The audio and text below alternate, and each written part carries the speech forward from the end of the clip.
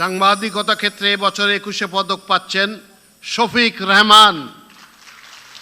শফিক রেহমান 1950 সালে তৎকালীন পাকিস্তানের পূর্ব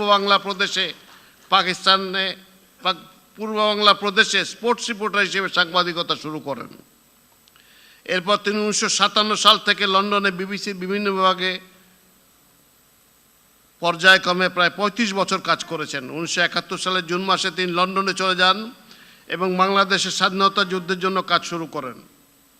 1984 সালে তিনি সাপ্তাহিক জায়জাদিন পত্রিকা প্রতিষ্ঠা করেন, যা স্বৈরতন্ত্র বিরোধী ভূমিকার কারণে প্রবল জনপ্রিয় হয় এবং সাবেক স্বৈর শাসক জেনারেল হোসেন মোহাম্মদ এরশাদের আমলে দুবার নিষিদ্ধ হয়।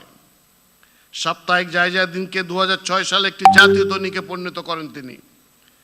1993 সালে দেশে 14 ফেব্রুয়ারিতে ভালোবাসা দিবস পালনের সূচনা করেন।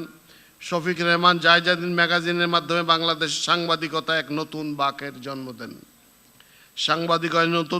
সাংবাদিকতায় নতুন যুগের সূচনার স্বীকৃতি হিসেবে শফিক রেহমানকে 2026 সালের 21 পদকে ভূষিত করা হলো।